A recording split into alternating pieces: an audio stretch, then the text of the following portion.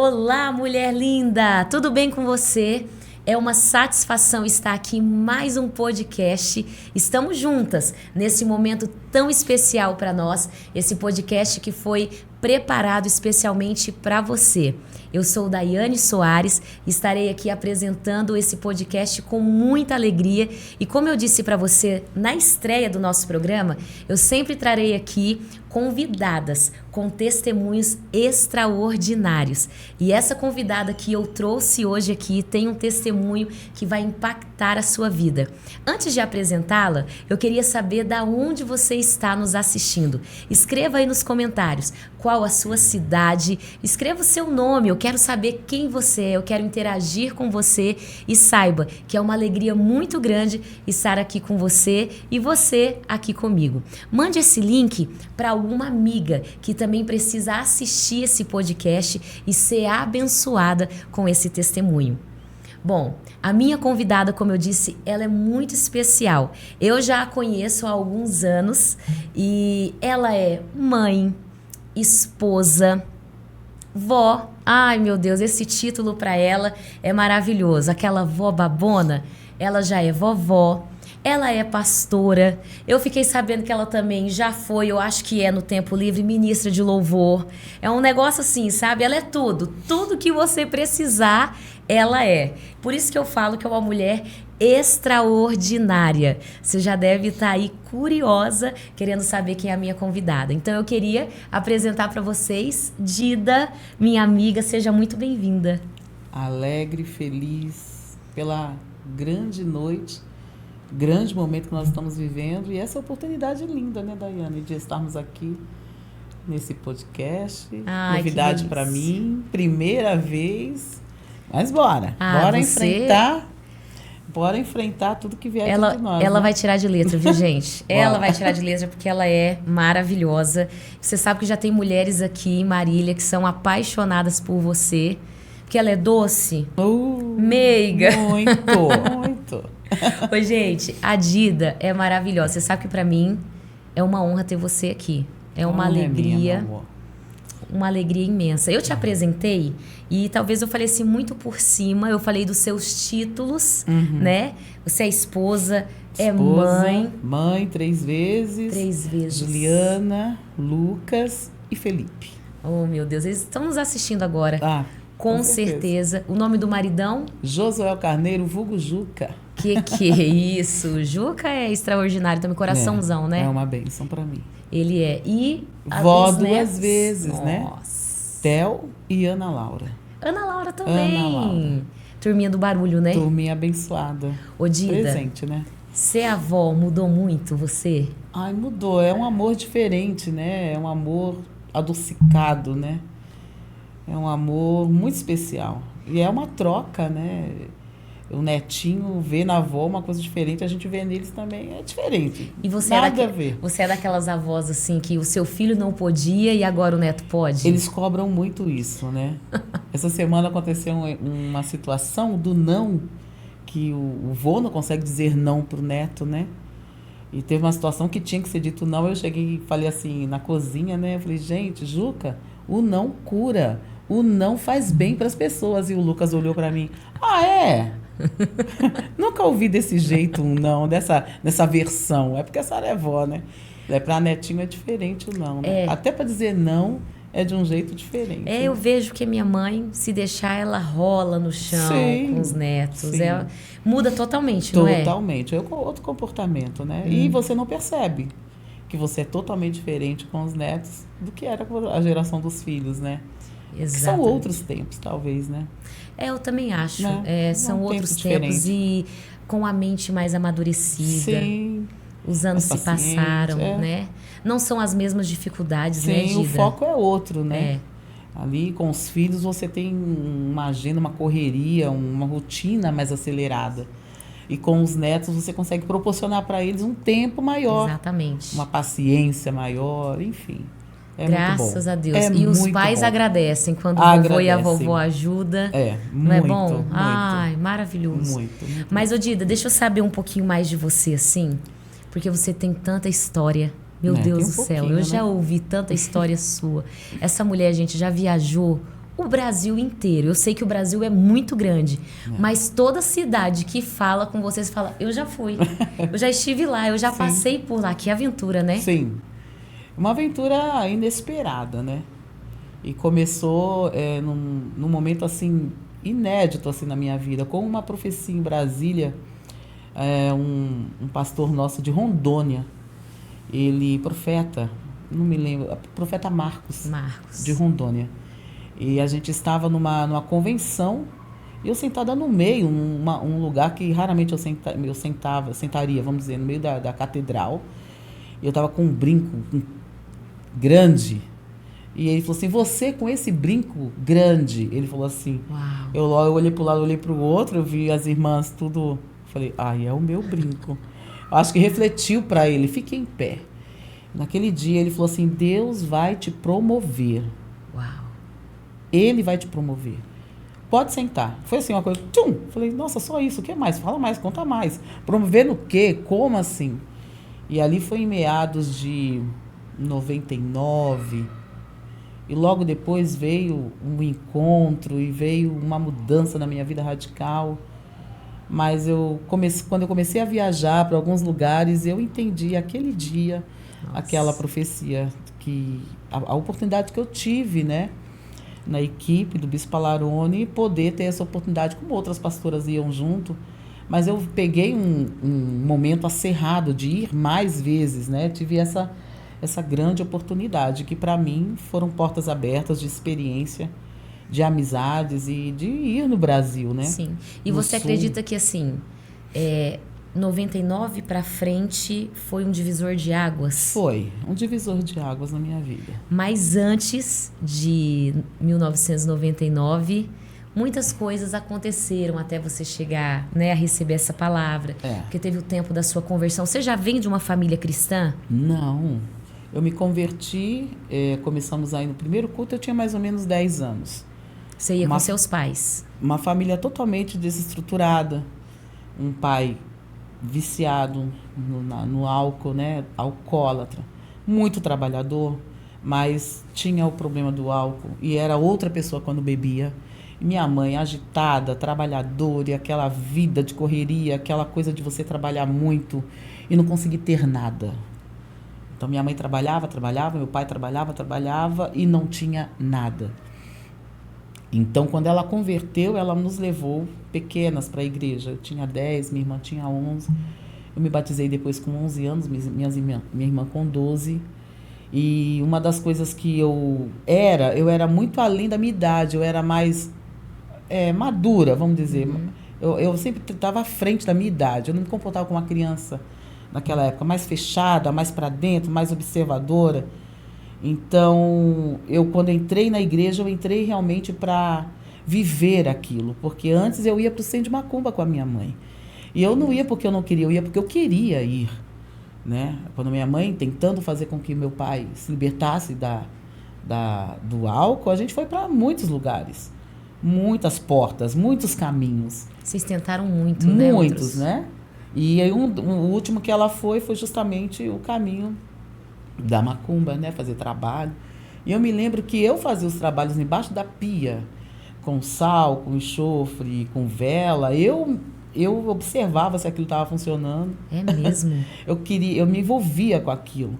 E lá, nas sessões que a gente ia, eu queria estar para dentro. Eu entrava no meio das salas dos demônios manifestos, eu ficava no meio deles, os banhos de pipoca, etc. Eu queria aquilo, eu sabia que eu ia crescer naquilo. E eu tive muitas palavras sobre isso, né? Ela tem que desenvolver, ela é médium, ela vai para cima, porque Satanás tem o projeto dele também, né? E quando eu fui para a igreja, eu me lembro de um momento na reunião das crianças, quem cuidava da gente era a Missa Claridina, né? Uma pastora muito abençoada que a gente teve em Santos. E ela estava ali com algumas crianças, umas 20 crianças, na adoração. Minha mãe, lá fora, na reunião de libertação, caiu, meu pai caiu e eu caí lá dentro. Nossa. E eu me lembro de alguém orar por mim e eu me trazer para frente. Quando eu cheguei na igreja, eu vi meu pai e minha mãe cair. E aí eu descobri que tinha uma coisa mais forte do que os demônios que atuavam na nossa vida. Eu falei, eu quero esse Jesus, eu quero esse Deus. Eu me apaixonei por aquilo que foi mais forte, porque até então eu não tinha conhecido nenhuma força, nada maior naquele momento. E de imediato vocês já abandonaram a macumba? Totalmente. Uau! Nossa conversão foi assim, agora nós somos de Deus. E aí vieram todos, os pais? Meus pais e minhas irmãs, né? A gente teve, sim, muita dificuldade, porque a nossa família é aquela coisa de ser evangélico, vai para a lei dos crentes agora. A gente teve as nossas adversidades, a família que se levantou contra, pessoas que não entenderam, mas que também depois converteram, mas nós fomos as primeiras a converter, numa família que ninguém era convertido. Eu não sei, assim, como você veio muito nova para Jesus, eu não sei se você teve muita dificuldade no sentido, assim, de entender que, poxa, agora eu sou de Jesus, algumas coisas eu preciso abandonar, ou você era aquela cristã, assim, que passou a adolescência, deixa eu viver um pouquinho das coisas aqui do mundo, mas eu gosto de estar na igreja, porque os meus pais são da igreja. Como que foi a sua adolescência e a sua juventude? Bom, com 13 anos, quando eu converti para valer. As coisas que eu tinha conhecido até antes, de doença, de depressão, de assombração, porque eu via demônios, Daiane. Eu via demônios no escuro, eu via demônios nos desenhos de azulejo. Eles se mexiam, eles se apresentavam para mim. Eu via demônios no meio da noite, os demônios que assolam à meia-noite. Eu via esses demônios aparecendo e eu via. E eu sentia eles. Eu sabia que tinha algo ruim comigo. Eu era uma criança, mas eu sabia que tinha algo errado com a gente, como família. Então, quando eu converti, eu me apaixonei por Jesus. Com 13 anos, a gente não teve opção, não vai para a igreja. Nós não tivemos. É tipo assim, eu não estou com vontade de ir. Vamos que no meio do caminho a vontade chega. Se não chegar, lá chega. E se não chegar, vai do mesmo jeito. Isso aí. Então, nós não tivemos essa opção de querer ir ou não. Nós tínhamos que ir. E com 13 anos, eu fui convidada a assumir os jovens. Eu tinha 13 anos. Nós tínhamos mais ou menos 45 jovens na época na igreja. E tinha jovens de todas as idades, de 30 anos, de 25, de 18. Eu tinha 13 apenas. Meu, eu não acredito. 13 anos. E eu assumi a juventude na igreja naquela época, a presidente da mocidade, né? E fiquei até os meus 18 anos quando eu casei. Então, eu nunca saí da liderança da juventude. E era coisa de eleição, naquela época tinha eleição. Quem vai ser o próximo presidente da mocidade do ano que vem? E a gente participava lá de uma eleição e as pessoas votavam e eu sempre renovava aquilo. Foi até os 18 anos quando eu casei. E a gente tinha aquela situação na igreja. Casou, departamento feminino, né? A gente saiu dos jovens, departamento, agora você é uma senhora, né? Então, eu com 18 anos, vamos para o departamento feminino. E trabalhando com as irmãs e trabalhando em tudo na igreja. Então, não tinha nem esse desejo, essa coisa de sair da igreja. Eu acho interessante você falar isso, porque a gente tem, assim, muitas meninas, muitas jovens que nos assistem agora. Sim. E essa questão, eu pelo menos eu acredito nisso, que quando você está envolvida nos ministérios da igreja, isso faz você também ficar mais firme. Totalmente. Não é? Porque totalmente. os seus ciclos de amizades, eles acabam sendo pessoas da igreja. Sim. Embora eu vejo muitas pessoas, é o que eu penso, tá, gente? É uma opinião particular, mas eu vejo muitas pessoas falando, você tem que ter amizades com pessoas lá de fora também, você não pode ser bitolado, ficar só com pessoas da igreja. Mas, eu acredito que eu preciso andar com pessoas que falam aquilo que eu falo, acreditam naquilo que eu acredito, exercem a mesma fé que eu exerço para estarem orando por mim, me incentivando, né? E eu acho que não existe nada melhor do que, principalmente para os jovens, estarem envolvidos em algum ministério na igreja. Com certeza. As pessoas que convertem, elas precisam ser conectadas à missão da igreja. A missão física é um servo, é servir, é estar num grupo de oração, é estar num teatro, é estar envolvido numa adoração, numa dança. É cuidar dos kids, dar aula, fazer as coisas que precisam acontecer, que precisam ter na igreja. Então, fazer as coisas físicas e a espiritual também. Agora, quantas amizades no mundo não é... Você não tem como se afastar dessas pessoas. Mas você tem que ter propósito. Você tem que ter um firme pensamento. Eu tenho as amizades, mas eu estou aqui para ajudá-los. Eu tenho o que eles precisam. Então, na minha juventude, eu tinha muito isso. Eu tenho o que eles precisam. Até um fato interessante, né? Meus 15 anos foi a primeira calça jeans que eu tive. A primeira vez que eu ia estudar de noite. Então, já era um boom na minha cabeça. Exatamente. Então, eu falei, nossa, eu vou estudar de noite. Primeira calça jeans. Estudando de noite. Quer saber? Vou cortar o cabelo. Porque naquela época, se você cortava o cabelo, você já estava mais ou menos um pé na igreja, um pé no mundo. E o que a gente fazia? Poxa, eu vou cortar meu cabelo, Chitãozinho Chororó. Corto na frente, atrás eu sou crente, na frente eu cortei. Eu me lembro que a minha missionária me segurou aqui, parece um menino. Mas todo mundo vivia aquela moda do Chitãozinho Chororó, né? De cortar aqui, compridinho aqui, tá tudo bem. Eu falei, gente, esse ano eu vou dar um tempinho assim na fé, sabe? Não vou viver intensamente esse negócio da igreja, de evangelizar na praça, porque eu fazia isso, né? Eu ia com violão pra praça, evangelizava, e entregava folheto, e levava todo mundo da praça pra igreja, pro final, pra assistir o culto. Meu Deus. Levava todo mundo que estivesse na praça, fazia aquela coisa. Falei, poxa, esse ano eu vou dar um tempinho, né? 18 anos estudando, não, 15 anos estudando de noite, primeira calça jeans, vou comprar um tamanco, vereira tropical e um batom boca louca do Tititi e vou pra escola. Esse ano eu vou dar uma desviada. Tudo isso na minha cabeça, na minha mente. Primeiro dia de aula, o pior acontece. O meu nome não tá na lista de chamada. Nossa. Aí pronto, a professora, qual é o seu nome? Qual é o meu nome, Daiane? Qual é o nome dela, gente? Vamos revelar? Ai, meu pai. Edira Nildes. Lindo. Ó, por isso que nós a chamamos de Dida, para não confundir. Para não perder a amizade, meu bem. E então ela falou, eu falei, Edira Nildes. Meu nome não tá aí? Tinha que estar aí. Já me levantei, já. Autodefesa, né? Já me levantei fazendo barulho. E ela disse, olha, faz o seguinte, vai na diretoria, pede para arrumar esse livro de chamada aqui. Lá vai eu com esse tamanco barulhento, essa bocona, com batom, boca louca.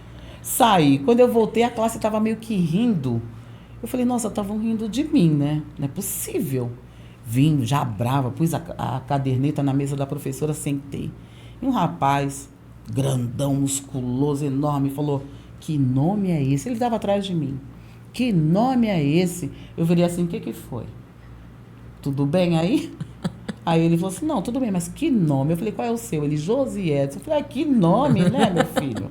Ele pega um lápis, vai para a ponta da sala, um cara grandão, 2 metros, uma blusa verde-limão, ele um morenão forte. E aí foi para a ponta da sala apontar o lápis. Eu fiquei, mas que tipo de cara desse tamanho vai me apontar um lápis na pontinha lá da sala? Aí ele vira de costas, está escrito, drogas matam. Uau. Na camisa verde-limão. Aí lá vem o Espírito Santo. Drogas matam, aceite Jesus. Uma música do Luiz Arthur.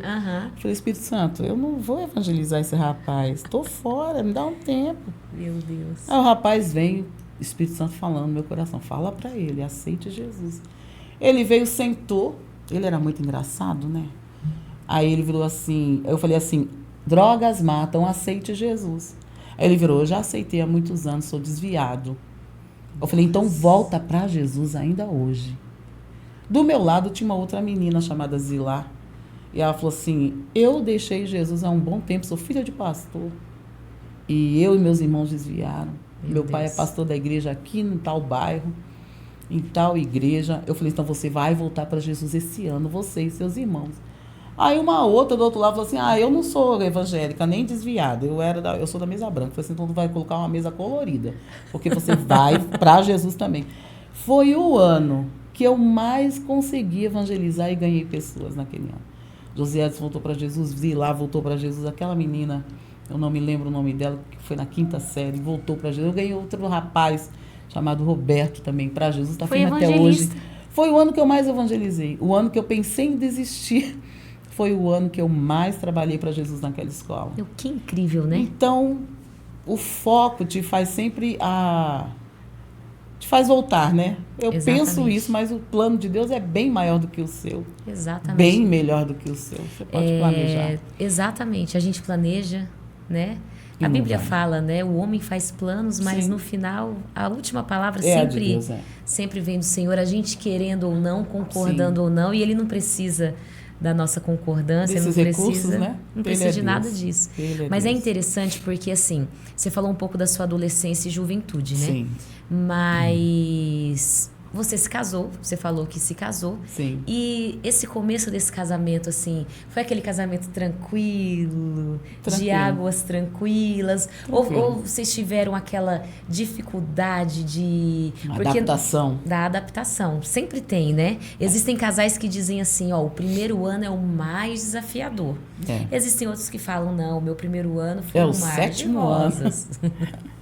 Então, Como que foi o seu? meu casamento foi tranquilo, porque a gente sempre teve um bom diálogo, não tinha problemas, assim, eu não via nenhum problema. E só que aí depois, no 7º ano, né, eu tive um grande problema. E esse problema, ele mudou toda a minha vida, né? Tudo aquilo que um dia eu acreditei ser capaz de fazer, na hora H eu percebi que eu não era um problema maior do que eu. Maior, é uma experiência que eu nunca imaginei passar, que foi a gente viver um problema dentro do nosso casamento, de traição. Eu sempre fui muito clara. Eu tinha uma vaga experiência de casais que passavam por esse problema da traição. E eu, quando chegava em casa, eu falava, nossa, eu não aceito esse tipo de situação no meio dos casais, né? Porque é uma desgraça muito grande, acaba com a mulher, acaba com o homem, acaba com os filhos. É um trauma, é uma marca que dificilmente os casais superam, né? Eu falei, isso não pode acontecer comigo. E eu dizia, se acontecer, nem volte para casa. Então a gente tinha essas conversas claras e definidas, porque eu não conhecia esse tipo de problema assim tão de perto, né? E quando aconteceu comigo, a primeira reação que eu tive foi assim, não vou continuar. Fui para casa da minha mãe, com os meus 2 filhos, né? Já tinha mandado ele voltar para casa da mãe dele ou alugar algum lugar, que eu não ia continuar o casamento, né? E peguei a minha aliança, tirei, pus na mesa e encerrei meu casamento. Na mesma noite eu fui na minha mãe e contei o que estava acontecendo comigo. Ela disse assim, você sempre falou de perdão, de amor, sempre pregou aí para os jovens, fez peça.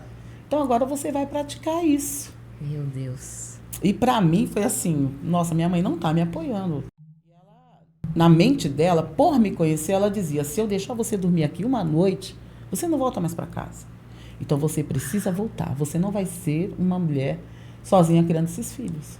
Esses filhos têm pai, você vai lutar. Volte para sua casa. E eu tinha o exemplo dela, né? Então era inquestionável. Contra fatos não há argumento. Eu voltei para minha casa. No dia seguinte, meu pastor me ligou e falou, essa aliança te pertence? Vem aqui. Eu fui no escritório dele, essa aliança te pertence? Sim. Ele disse, olha, ele esteve aqui, pediu ajuda, pediu perdão, mas olha, eu acho que você tem direito. Você tem quantos anos? Eu 26, então você tem direito a tocar a sua vida. Você é nova, trabalhadeira, tem seus filhos, toca a tua vida. E o perdão ficou mais difícil. Nossa. Porque, na verdade, quando você vive isso, o que você mais quer é que alguém te convença, perdoa. A sua razão diz, não perdoa. O seu ego diz, não perdoa. Mas, na verdade, lá dentro você quer que alguém te ajude a perdoar. Mas é interessante você falar isso, porque assim, você se lembra disso, tipo, que você tinha essa vontade de ouvir alguém falar... Por mais que o seu ego estava predominando, mas claro, eu falo assim... a razão predominando, exatamente. Né? Mas é interessante porque, assim, às vezes a pessoa tá tão cheia do orgulho, de mágoa, e você falar isso, com certeza tá fazendo muita mulher pensar. Claro. Porque muitas passam por essa situação, talvez muitas estejam no meio desse furacão agora, de uma descoberta, Sim. ou de qualquer outra situação, não só de traição, mas de você querer. Eu achei isso fenomenal. Não, na verdade, os apoiadores vêm. Perdoar não, vai cuidar de você, olha quem é você, como você é. Deus tem coisa melhor para você. Mas, na verdade, o verdadeiro amigo fala assim, lute, batalhe, perdoe. Que, na verdade, é o que você não quer ouvir, mas você quer viver. Você não quer ouvir porque esses ouvidos aqui não querem que isso aconteça. Há uma guerra lá dentro de você. Porém, os verdadeiros amigos são aqueles que vai dizer, não, volta, luta pela tua família. Eu já fiz isso em casamentos, pelo menos umas 10 vezes com discípulos e com pessoas. Já fiz gente desmontar saco de roupa, guardar tudo no guarda-roupa, desarrumar tudo que tinha arrumado para ir embora, tira, põe tudo de volta. Eu fiz isso. Porque, na verdade, aquela mulher, o que ela mais quer é que alguém a encoraje a perdoar. Embora ela tenha razão, embora ela esteja magoada, embora ela vai dizer, eu não vou perdoar. Mas o que ela mais quer é que alguém a encoraje. Não, lute pelo seu marido, guarda essas roupas que você falou que vai embora. Vamos, você vai vencer. Os verdadeiros amigos fazem isso. Porque o preço da perda é muito grande, é irreparável. Não só a sua, mas a perda dos seus filhos. A perda, mas é pai a vida toda. Não, mas a família é uma. Com certeza. É outra situação. Então, passei aquele momento, voltei para casa, me refiz, mas eu falei para ele, olha, me esquece. Nós vamos morar juntos, nós vamos criar os nossos filhos e só. Fui para o quarto da minha filha, mas de vez em quando, Daiane, eu estava lá acusando ele. Por quê? Quantas vezes? Onde? Que às vezes ele dormia, eu falei, não dorme. Porque a Bíblia fala que os atormentadores virão até você. E eles vinham. Na mesma proporção de quando eu era criança ali. E olha, filha, eu fazia obra de Deus, eu fazia visita, eu cantava, eu fazia louvor, eu liderava. Mas eu não perdoava. Isso se torna uma rotina. De você acusar dentro de casa, de você oprimir dentro de casa, mas por causa da sua razão, você não perdoa. E você vai vivendo isso. Eu vivi isso 1 ano e 5 meses, mais ou menos. Esse tormento. Esse tormento para ele e mais ainda para mim. Por quê? Tem gente que fala assim, fala a verdade, joga na cara mesmo, ele tem que ouvir, ele tem que sofrer. Além de muita gente aconselhar, você tem que fazer o mesmo. Porque as pessoas aconselham isso. Eu recebi conselho desse tipo. Só vai entender quando sentir a mesma dor. É onde, Daiane, muitas mulheres que não conseguem se perdoar, se perdem. Se perdem. Porque além dela ferir, ela acaba se ferindo, se autoflagilando, se expondo, fazendo praticamente, dando o preço, né, na mesma moeda. E reparar esse dano depois é terrível, não é? Muito. Reparar esse dano deve ser algo assim... É uma marca terrível. Porque não tem como você se curar ferindo o outro. Como? É impossível. É. Mas todo ferido... Fere. E aí foi um dia que eu acostumada a isso. Eu acostumada a falar... Não, eu não vou falar mais não. Mas Satanás vinha. Mas e aquele dia? Mas e aquele momento? Não, você tem que falar isso. Você não falou sobre isso ainda. Você está muito mansa. Quando eu tentava agradar, Satanás vinha. Não, você... Que isso? Você é uma boba. Vai ficar tratando bem? Então eu atormentei quando eu pude. E foi um período de tempo onde ele começou a se atacanhar, se diminuir a autoestima. Ele se auto-rejeitava muito, porque ele pedia perdão o tempo todo. Os seus filhos eram pequenos nessa época? Então eles não entenderam nada do que estava acontecendo. Não, eles souberam do meu testemunho de perdão no encontro deles que eu ministrei sobre perdão. Nossa. Mas aquela coisa, das vezes, a mulher sofrer no casamento e ela transferir para os filhos, eu não tive esse problema. Porque, graças a Deus, eu tive sabedoria de não envolver meus filhos nos problemas que eu tinha no meu casamento. Que, infelizmente, a gente vê muita mãe passando para a filha, passando para o filho, as dores que tem no seu casamento, o que pensa, o que o pai fez. Olha, seu pai fez isso comigo. Sua mãe fez isso comigo e cria aquela separação. É interessante que a criança ela tem um coração perdoador, gente. Então, mesmo que ela viu talvez uma cena ali, de repente, de uma fala mais pesada de um pai, de uma agressão assim, verbal, né? Sim. Ela tem um coração perdoador. E eu já vi várias mulheres falando assim, criança não é boba, pastora. Meu filho já viu o jeito que ele me trata e ele não vai perdoar. Criança não é boba, ela tem raiva do pai. Sim. Eu fico pensando, mas a criança ela não tem raiva, se ela tem um coração perdoador. De repente deve ser porque você não deixa ela esquecer e põe ela contra o pai. A cena que ela viu. né? E põe ela contra o pai. Você teve essa sabedoria. Tive. Mesmo na guerra que você estava enfrentando. No conflito de 1 ano e 5 meses. Então, naquela época, eu tive muitos problemas. Menopausa precoce, muitas coisas aconteceram no meu organismo. Eu estava doente, e ele mais ainda. Porque eu me tornei uma mulher rixosa. A menopausa vem em decorrência disso? Com 27 anos, 28. E por causa de toda minha tribulação. Eu me tornei uma mulher rixosa. É importante, eu quero ressaltar isso, sabe, Daiane? São atitudes que você vai tendo que se torna uma rotina. Você fica mal-humorada, você trata mal, você culpa. Tudo que é ruim que acontece, a culpa é dele, a culpa é porque você fez aquilo comigo. E você não percebe que se tornou essa pessoa. Sabe? A Noemi da Bíblia, a amarga. Talvez ela não tinha essa noção de quem ela se tornou. É quando alguém fala assim, você mudou muito, você não era assim. Mas a própria pessoa fala assim, também eu mudei, olha o que aconteceu comigo. Ela justifica. Ela se esconde atrás daquela ferida, daquela dor e justifica o seu comportamento errado. Por conta disso, ele começou a passar muito mal, a ter desmaios, a ter crises. Foi diagnosticado com esclerose múltipla. Ele tinha 30 e poucos anos. Novo demais. No decorrer desse processo. Né? E sempre alguém pergunta, mas por quê? Qual é o motivo? Né? A gente não sabe, não entende. A gente também não tem nenhum problema quanto a isso, porque o Juca é um milagre, né?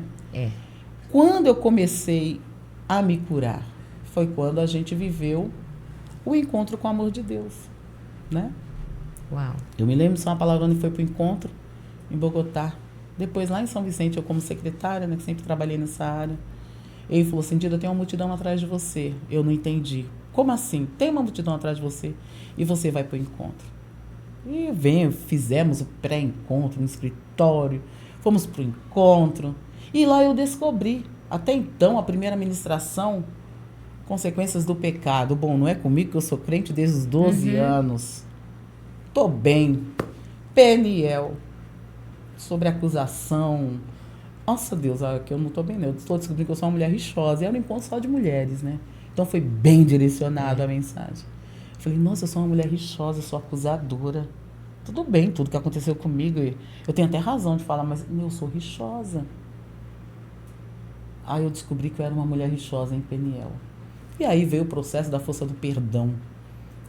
E tinha uma dinâmica, escreve seu nome, tal, o nome das pessoas. Eu não conseguia, eu risquei todo o papelzinho, eu furava com a caneta.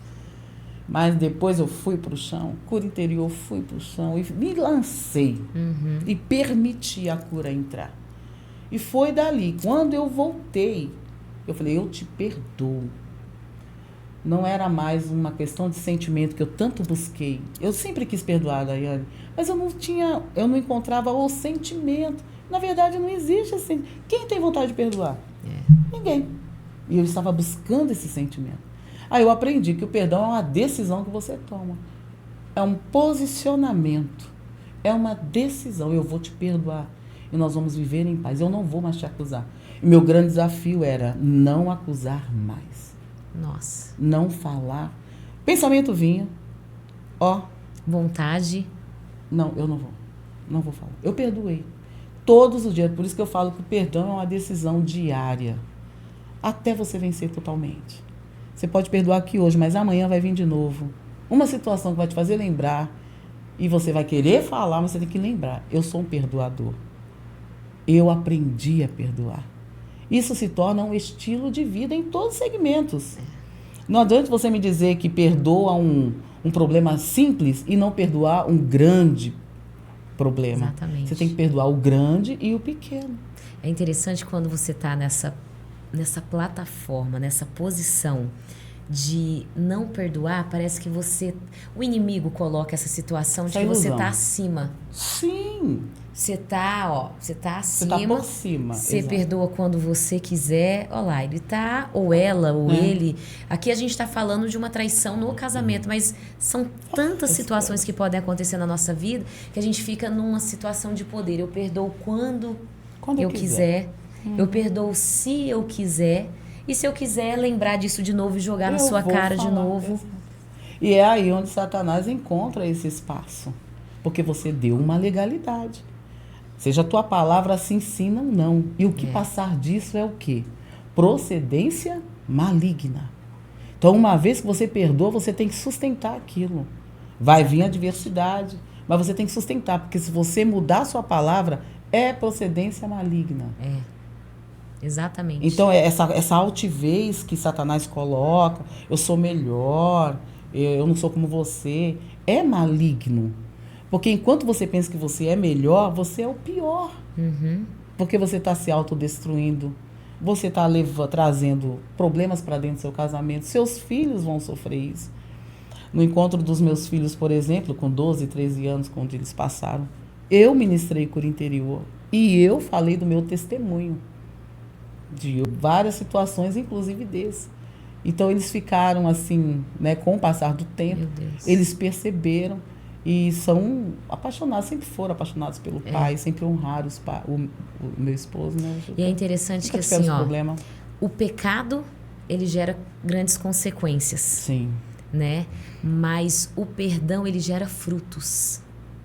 E aí eu fico pensando, imagina se a Dida de, enfim, tantos anos atrás, quando teve esse ocorrido, se você tivesse tomado a decisão de, não, eu vou me separar.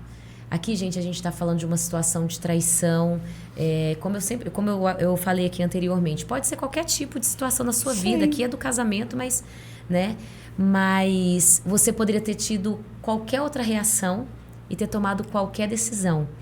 Se a sua decisão fosse contrária da decisão que você tomou de permanecer, provavelmente a gente não estaria aqui hoje. Não, né? Eu não teria esse testemunho para contar. A gente não conheceria a Dida. Não. E eu lembro que eu passei no encontro com o Amor de Deus e ela ministrou, então, muitas coisas que ela tá falando aqui, ela compartilha com a gente. E para mim eu ficava assim, eu falei, meu Deus, eu não acredito, né? A gente que tá de fora olha e fala, meu Deus, a Dida é uma super heroína, mas só Deus sabe as coisas que você passou, as lutas que você passa, porque continua enquanto a gente está vivo, a gente tem luta, né? Mas imagina se você tivesse tomado uma outra decisão, como seriam os seus filhos hoje? Como que estaria a sua vida hoje, Dida? Não sei te falar. É interessante isso se a gente for pensar, porque quando você desiste, não há vitória. Você retrocedeu. Principalmente quando você tem um compromisso com a palavra de Deus. Sabe? Às vezes quem não tem Jesus pode não perdoar porque não tem noção da coisa, não tem luz. Não conhece a palavra. Mas as pessoas que mais conhecem a palavra são as que mais têm dificuldade de perdoar. Exatamente. Então eu não sei onde eu estaria, né? Eu não sei que tipo de exemplo que eu poderia dar. Eu não me importo com nenhuma história que as pessoas contem, se na época muita gente fala, isso é fraqueza, isso é... Não importo com isso. O que eu me importo é que eu venci, sabe? Eu superei e eu venci. E é aí que está o segredo. Eu já ouvi muitas mulheres falar assim, se você conseguiu, eu também vou conseguir. Meu Deus. Se você restaurou e você venceu, eu também vou vencer. Então, o seu testemunho se torna encorajador. Então, quando eu falo para as muitas mulheres que eu tive a oportunidade de aconselhar, de testemunhar e fazer com que elas virassem o jogo, perdoassem, permanecessem no casamento como permanece até hoje, eu falei, eu consegui o propósito do meu perdão. Meu Deus. Eu consegui atingir, o meu testemunho atingiu a vida desta pessoa. Que, na verdade, irmãos, nós vencemos, Daiane. O que a gente é vencedor nessa terra? Para atingir outras pessoas. Exatamente. Senão não tem sentido. Eu vou ser vencedor porque eu quero ficar levantando o troféu? Não, eu quero ser vencedor para fazer outras pessoas vencerem também. Olha os frutos. Sim. O teu perdão restaurou o seu casamento. Sim. Porque tinha que ser uma decisão sua. Tem pessoas que jogam para Deus. Mas tem decisões que só a gente pode tomar. Para Deus, para o tempo, né?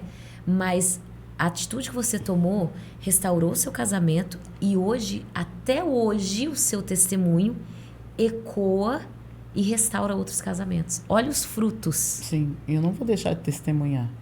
Independente de qualquer situação, sabe?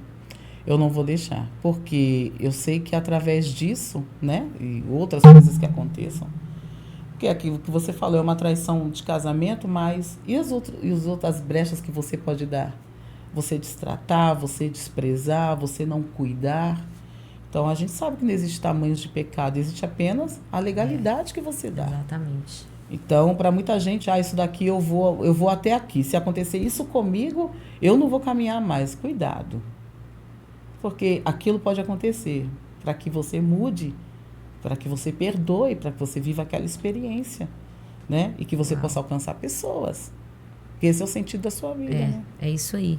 E hoje você pode dizer assim com muita firmeza que você é plena no seu casamento. Sim. Que você é plena com a sua família. Graças a Deus. Porque você apresentou a sua família com muita alegria aqui no começo do podcast. Sim. E realmente... A minha família é linda, eu sou rica. Amém. Né? Minha família é linda, eu sou rica com eles, Amém. né? Pelos filhos que eu tenho, netos, minhas irmãs, minha mãe, enfim, os amigos, né? Eu quero só ressaltar uma situação. Quando você perdoa algo muito difícil e você vence isso, você tem um coração perdoador. Eu acho que o grande segredo é isso. Ter um coração perdoador. Eu sempre gosto de falar da mulher que foi pega em adultério. Todos estavam prontos com pedras na mão. Eles estavam debaixo de uma lei. E aquela lei ia ser cumprida. Porém, Jesus estava ali. E quando Jesus está, acabou o assunto. Tudo pode acontecer. Jesus, naquele momento, foi perguntado, foi indagado. E aí? O que o senhor vai fazer? O que o senhor diz? A lei de Moisés diz que ela deve ser apedrejada. E ela era merecedora daquelas pedras pela lei. Aquelas pedras eram dela. Pertenciam a ela. Uau. Mas Jesus falou, aquele que não tem pecado, atira as pedras primeiro. Pode atirar. E eles foram soltando, foram saindo. Jesus falou, onde estão os teus acusadores? Os donos da razão, os protetores da lei. Ela disse, foram embora. E ele falou o que para ela? Não peques mais. Perdoados estão os teus pecados. Então, quando você comete... Tem gente que tem dificuldade de perdoar uma mentira. Mentiu para mim, acabou. Não merece minha confiança. Tem gente que tem dificuldade de perdoar uma cara feia. Não falo mais com aquela pessoa. Não me tratou bem, falou mal de mim, não me olhou nos olhos, não falo mais. Não, eu estou falando de uma situação, mas tem gente que tem dificuldade de perdoar várias coisas. Porque não pagou alguma coisa, ficou devendo, não perdoou. É assim ou não é? É assim mesmo. Enfim, o perdão tem que acontecer. Claro que todo perdão, você vai mudando as atitudes. Exemplo, você é uma empresária, você tem um funcionário, ele te rouba. O que você tem que fazer? Mandar ele embora. Mandar ele embora. Mas dentro de você tem que fazer o quê? Perdoar. Exatamente. E mandar ele embora. Porque acabou a confiança. Sim. Mas perdoar. Perdoar. Você não pode trazer aquela pessoa para o teu interior. Porque senão você vai dar legalidade para os atormentadores. Você tem razão, o dinheiro era seu, ele pegou ilegalmente. Mas você vai ainda, além de mandar embora, perdeu a função, você vai trazer ele com você todos os dias da sua vida? Razão a gente sempre vai ter, né, Dida? A gente sempre vai encontrar razões no meio do caminho. Ó, não faz isso, pra quê? É como você ouviu de pessoas, de repente, bem próximas de você, de pessoas cristãs. Sim. Você vai perdoar. Bem próximas. De dizer, Mas você vai não voltar. perdoa. Sim. Você tem uma vida toda pela frente, você vai estragar a sua vida. Gente, olha isso. Não se assustem, porque às vezes os piores conselhos... As pessoas mais próximas são as primeiras, talvez, a não entender por querer bem a você. Não é porque te quer mal. Não é porque mas quer quer te proteger, te quer bem. Mas está dando para você um contrato de derrota. Fortalecendo o seu ego, fortalecendo a sua razão. Então, a gente tem que tomar muito cuidado com os conselhos que a gente dá. Porque, em vez da gente levantar o nosso irmão, a gente pode estar colocando ele num buraco, onde ele não vai conseguir sair. Quantas mulheres separaram, Daiane? Desfizeram suas famílias e um dia quiseram voltar, mas já não tinha mais tempo para isso. Quantos filhos deformados? Porque quando o filho vê um pai saindo, ele diz, meu pai não abandonou minha mãe, meu pai me abandonou. Eles trazem para eles. Então, a gente tem que tomar muito cuidado com a razão, sabe, com os conselhos errados. Você está ali na sua razão, mas tem alguém te fortalecendo. Opa! Exatamente. Porque os verdadeiros amigos, as pessoas bem direcionadas em Deus, vão te falar o que você não quer ouvir. Mas lá dentro, no fundinho, o que você mais quer que alguém diga, amiga, vai, luta, né? Perdoa. As pessoas querem isso, as pessoas têm sede de paz, têm sede de ver as coisas de Deus acontecendo. E as pessoas que estão dentro da igreja, quantas pessoas estão presas por essas cordas, né? Por esses laços, essas amarras, essas feridas, né? Porque ela não aprendeu a perdoar. Então eu consigo ter um coração perdoado hoje porque eu perdoei algo que era maior do que eu. Eu vou perdoar, eu não tenho dificuldade de perdoar. Ah, fulano tal tá triste com você e tal. Vou lá pedir perdão, Vamos pedir perdão. Porque a gente não tem dificuldade disso. Para você não conviver com isso, né? Mas é interessante uma pessoa que está passando por uma situação assim, que ela já tem essa dificuldade de perdoar, por exemplo, porque, como eu disse, está lá no meio do olho do furacão, né? Sim. É interessante ela abrir o coração para pessoas certas. Gente, eu vejo pessoas abrindo o coração nas redes sociais. Forte isso daí. Forte. Abrindo, eu fico imaginando, se você tivesse aberto o seu coração para qualquer pessoa, também o seu destino não seria hoje igual você está aqui. Sabe, abrir o coração, às vezes eu fico vendo as mulheres assim, e elas antes de virem conversar, ela já conversou com tanta gente, e ela já vem munida. Armada, que aí você vai falar, ela... tá me mandando orar, pastora? Né? Tá me mandando esperar? Mas ela já veio de um monte de conselho lá atrás. Errado. Gente, cuidado para quem você abre o seu coração. Isso é muito sério, né? Para quem você deixa entrar. Se fecha mais, né? Exatamente. Vai buscar pessoas espirituais. Se você quer milagre, vai buscar pessoas espirituais. Que não vão falar o que te agrada, vão falar o que precisa. Então, Jesus, voltando naquela mulher, Jesus não tratou ela como inocente. Observa. Vai, não peques mais. Exatamente. Acorda, mulher. E disse, perdoados são seus pecados. Mas vai e não peques mais. Porque se acontecer de novo, talvez não possa te livrar. Hoje houve misericórdia na tua vida. Né? Mas aí quando você busca outros conselhos, um derrotado vai trazer para você o quê? Derrota. E uma coisa que eu sempre, quando eu posso aconselhar, eu falo, nunca tome decisão com a cabeça quente. Que de cabeça quente você fala o que você não quer. Sim. Você toma decisões que você lá na frente vai se arrepender. Vai se arrepender. Né? E para você tomar uma decisão tão grande de se separar, né? De sair do emprego, de mudar de cidade, enfim, de tantas outras situações. De tantas outras situações, a gente precisa estar com a cabeça no lugar, cabeça fria e em oração. Eu vejo às vezes os adultos, Gida, parecem crianças mimadas, só recorrem a Deus falando, Deus, só confirma aí o que eu quero, mas eu vejo que a maioria das pessoas hoje não estão atrás da vontade de Deus, estão atrás de uma confirmação. Daquilo que ele mesmo já decidiu. Daquilo que ele mesmo já decidiu. Aí, talvez por uma decisão dele, ele se separou. Por uma decisão dele, ele mudou de emprego. Não era a hora dele ter mudado de emprego e ele mudou. Então, assim, a gente precisa tomar muito cuidado para não tomar decisão de cabeça quente. Imagina, você já estava bombardeada com 1 ano e meio vivendo essa situação. Imagina se você tivesse tomado a decisão de cabeça quente. Graças a Deus você encontrou sua mãe no meio do caminho, que pensa, hoje em dia, essa mãe tomando essa atitude, a sociedade reprova completamente a atitude da sua mãe. Vai dizer, me oprimiu, me obrigou, mas ela foi mãe. Ela foi mãe. Ela disse, não, você vai voltar, porque eu não fiz você pra derrota, fiz você pra vencer. Eu me lembro das palavras dela. Ela entendeu o que era perseverança. Eu fui embora com raiva, fui embora. Meu Deus, eu não pude ficar lá, eu ia voltar pra casa da mamãe, vamos dizer assim. Que é o que mãe todo mundo ruim. quer. Bem isso, entendeu? Mas ela me encorajou, eu conheço você. E se você ficar aqui, você não volta mais pra sua casa. Quer dizer, você vai sair da guerra. Você não vai mais voltar. Mas você pode voltar agora e vai vencer, vai perdoar ele. Ela falou, é um bom pai, ele é um bom pai, ele é trabalhador. E foi colocando os argumentos dela. E como eu tinha a vida dela como exemplo. Porque isso é maravilhoso, Daiane. É maravilhoso quando o casal cria um alicerce para os filhos, onde eles sabem, minha mãe não é perfeita, meu pai não é perfeito, mas eles lutam. Minha mãe não é perfeita, meu pai não é. Eles brigam, porque as crianças sabem que quando a gente briga, vamos dizer assim, né? Papai tá bravo com a mamãe. Mamãe tá nervosa hoje. Mas o que fortalece eles? Não é o momento da briga, que a briga, que nem você falou, eles esquecem. Mas quando há unidade. Então vai gerando o quê? Um alicerce.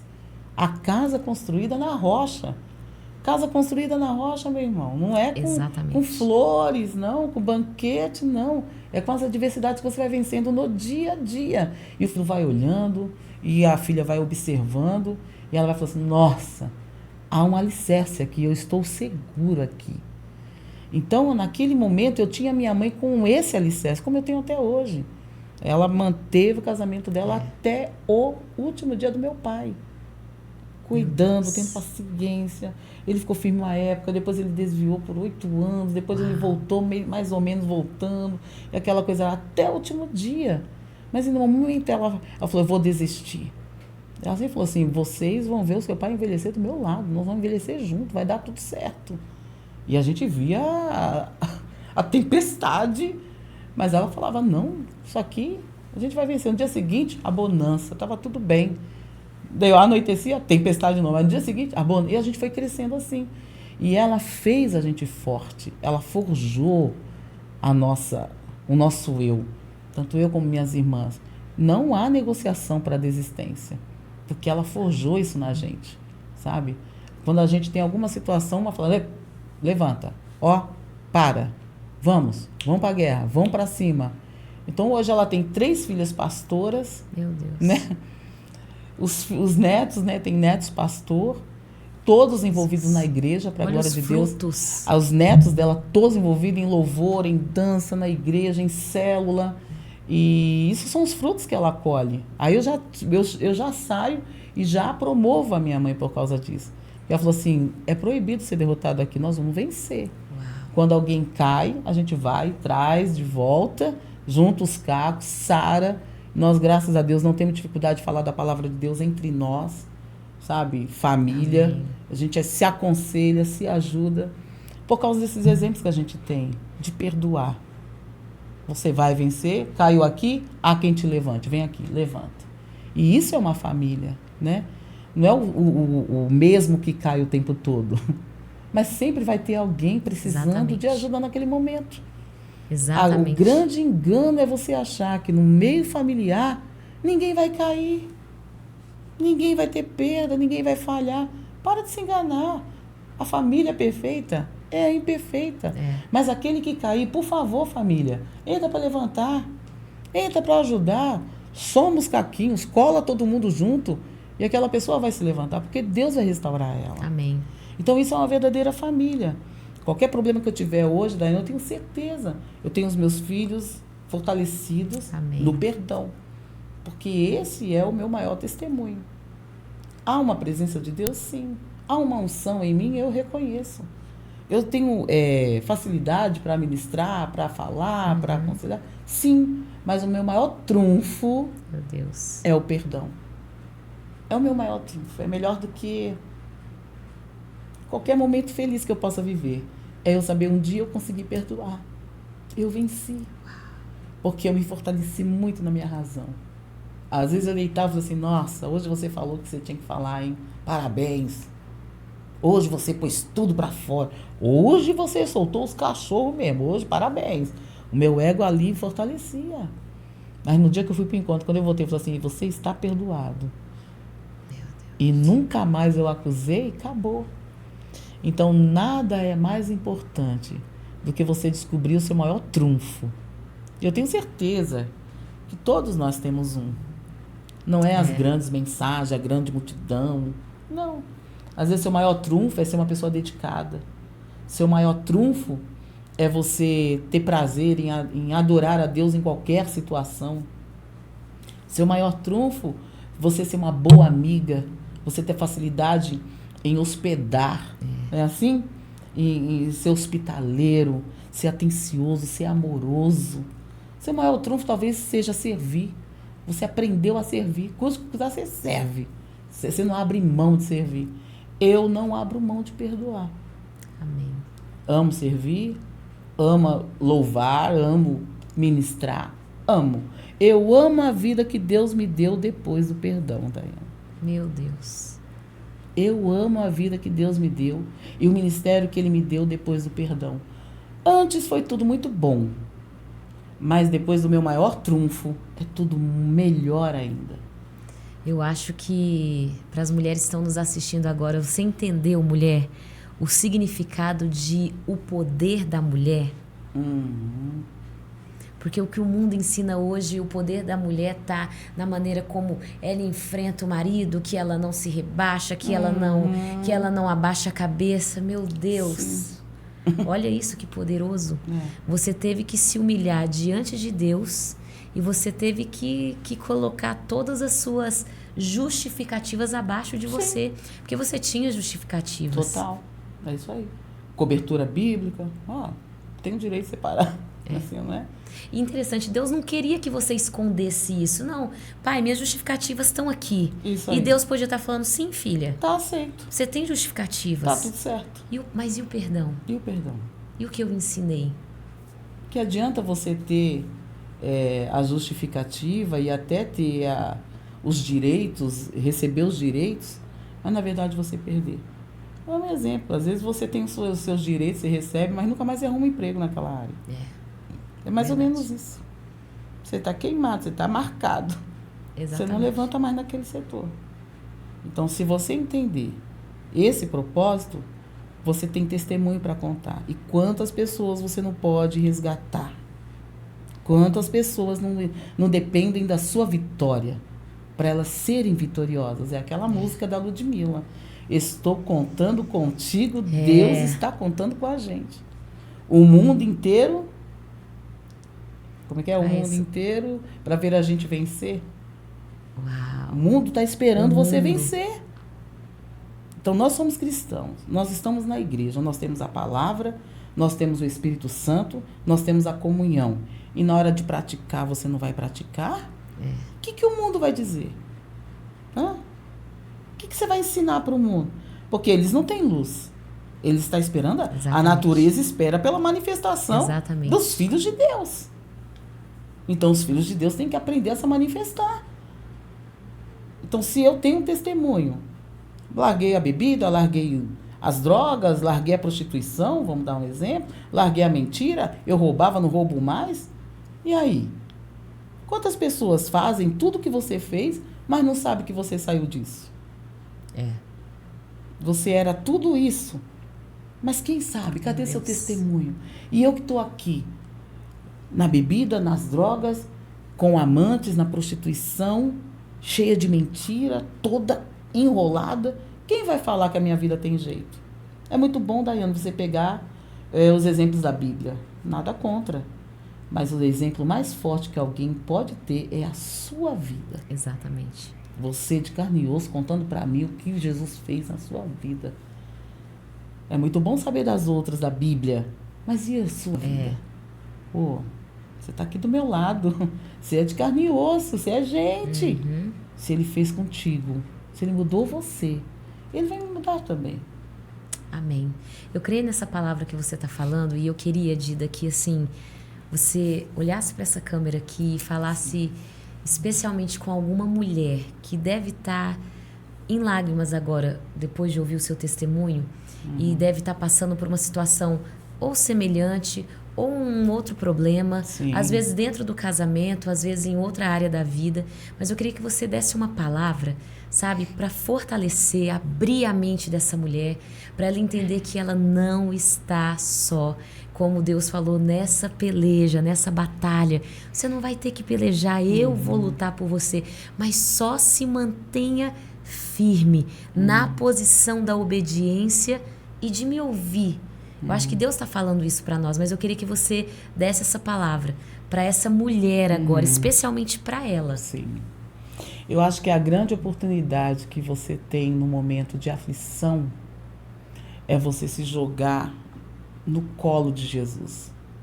Você permitir que Ele pegue esse fardo e você pegar esse fardo, essas pedras, essa dor, esse peso e jogar. Jesus falou, lança sobre mim. Lança o teu fardo sobre mim. Lança a sua dor sobre mim. E isso é uma decisão que você tem, é um momento seu. Independente onde você esteja. Isso pode acontecer num culto, num pós-culto, depois de uma mensagem, depois de um louvor, num momento de uma oração. Isso pode acontecer aí sozinha, você lavando sua louça, você arrumando sua casa, você no seu quarto. Lança essa dor para Jesus, porque Ele levou sobre si essa dor. Você está vivendo essa situação para você lançar isso para Jesus.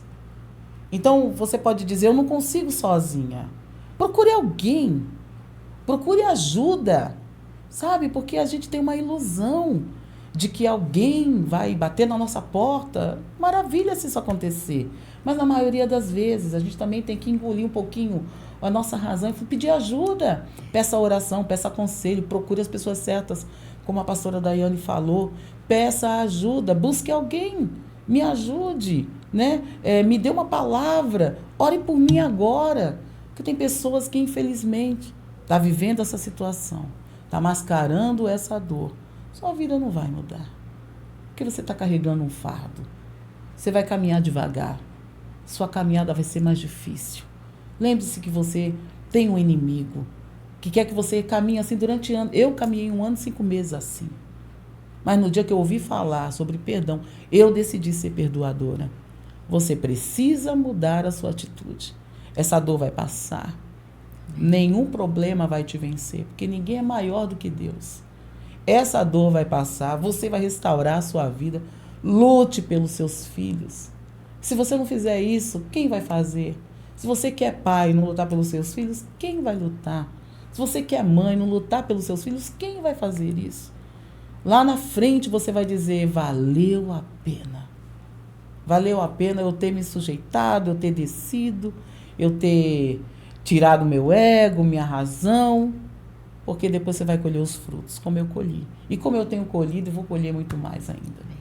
Então, que você se levante, peça ajuda, aproveite esse momento, né? Deixa o seu telefone, deixa o seu contato, procure alguém, mande agora um WhatsApp, olha, me ajuda, eu preciso aprender, né? Se você não for no encontro com o amor de Deus, vá numa reunião, peça um conselho pastoral. Todo mundo tem um testemunho para te contar, sabe? E você vai ver como a sua vida vai mudar, a sua história vai mudar. E para melhor, porque depois você vai usar essa história que te envergonha hoje para levantar outras pessoas. Essa história que te faz sofrer, que você quer deixar em segredinho, não deixe em segredo. Tem muita gente precisando te ouvir, precisando se levantar. Deus está contando com a gente. O mundo espera a manifestação, a natureza dos filhos de Deus. Que Deus te abençoe. Amém. Em nome de Jesus. Dida, que tempo precioso. Obrigada. Uma alegria. Obrigada por você, assim, ceder o seu tempo, que eu sei que é tão corrido. Ela está, especialmente esse tempo que nós estamos aqui de podcast, ela está bem cansada, que vem com a maratona, né? De viagens e ministrações. Obrigada por você ser esse canal de bênção na nossa vida. Eu agradeço. O que eu louvo a Deus pelo podcast é que isso aqui, toda vez que alguém quiser assistir, que quiser mandar para uma amiga, certamente alguém que está assistindo a gente agora está pensando, nossa, tal amiga minha tinha que estar ouvindo isso, tinha que estar assistindo isso. Então, a qualquer momento, a sua voz vai chegar em qualquer parte do mundo. Amém. Do Brasil, de mulheres que estão aflitas e passando por situações assim. Todo final do nosso podcast, a gente faz uma oração.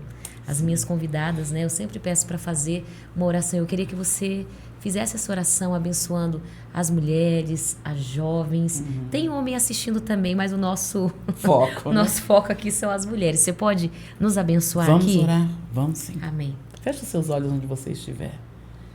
Senhor Deus, nesta noite, o seu Espírito vai aonde essa pessoa está agora. Homem, mulher, jovem, criança. E o Senhor que conhece esse coração.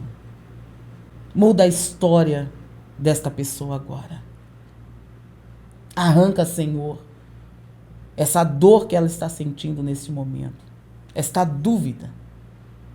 Senhor, e esses demônios que são os atormentadores, os verdugos da alma, liberados, ó Pai, através da falta de perdão, eles percam a força agora, em nome de Jesus. Senhor, salva esta família, salva este casamento, salva, Senhor, esta pessoa que está me ouvindo. Amém. Se ela tem um problema com as drogas, se ela tem um problema com o álcool, se ela tem um problema da dependência de remédios, ela não consegue dormir, se ela é vítima, Senhor, de perseguição, se ela sofreu um roubo, uma queda, uma inimizade ou uma traição, Espírito Santo, agora muda o quadro desta pessoa, reverte esta situação, entra agora no barco dessa pessoa, para que ela tenha uma nova vida, Senhor. O Senhor é um Deus que cura, que liberta, que transforma. E eu declaro agora libertação na vida desta pessoa aqui agora. Dessa pessoa que está assistindo, que está ouvindo, que recebeu essa palavra, Senhor. Seja tocada agora. Uma porta aberta seja colocada diante dessa pessoa agora. Essa pessoa que está presa no passado. Essa pessoa que está presa na acusação. Essa pessoa que não se perdoa por aquilo que já fez, Deus. Mas agora o seu perdão vem sobre ela. Agora a sua graça vem sobre ela. Agora essa enfermidade vai sair do corpo dela, em nome de Jesus. Agora este demônio atormentador vai deixar a mente dela, em nome de Jesus. E o Senhor transforma esta casa para a tua glória, em nome de Jesus Cristo. Amém. Amém, amém. Que bênção. Dida, muito obrigada. Obrigada por ser esse canal de bênção, por se deixar ser tão usada pelo Amém. Espírito Santo. Que Jesus te abençoe e que outras oportunidades que ela possa voltar aqui, né, mulherada? Que foi tão transformador pra gente. Obrigada. Obrigada a você, obrigada a toda a SB Marília, todo carinho. Vocês são maravilhosos. Você Deus que abençoe. Um beijo, Dida. Um beijo, mulher linda. Que Deus te abençoe. Seja muito abençoada. Até o nosso próximo encontro. Deus abençoe todos os nossos apoiadores, patrocinadores. O coração de vocês é incrível. Um beijo para vocês.